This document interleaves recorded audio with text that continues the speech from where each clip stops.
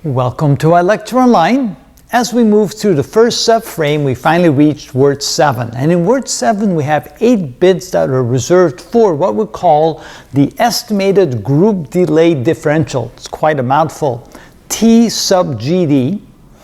And notice that there's 8 bits associated with this information. The first is a signed bit, and then we have 7 more bits. Notice that the most significant bit is on the left, that's 2 to the minus 25 seconds, and the least significant bit is 2 to the minus 31 seconds. Converted that to decimal, it is from 29.8 nanoseconds for the most significant bit to a little bit less than half a nanosecond for the least significant bit.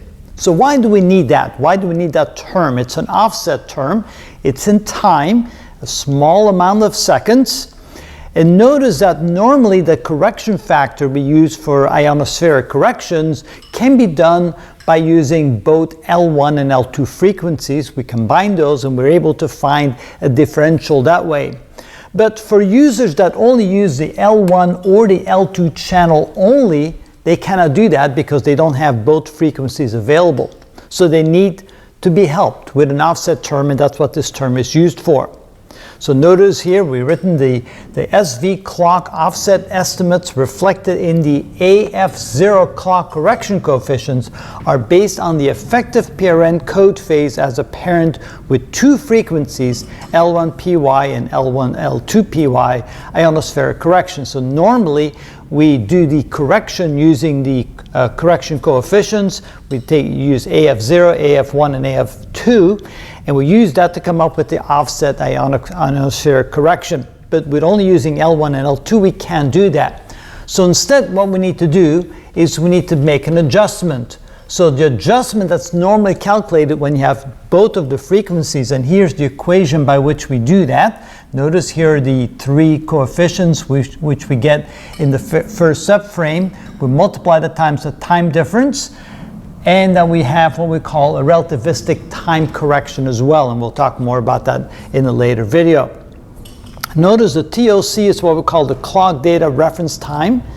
It's in seconds, and then we have the relativistic correction time, and T can be found by calculating the SV time minus this correction, the delta T SV. So that's what we normally do.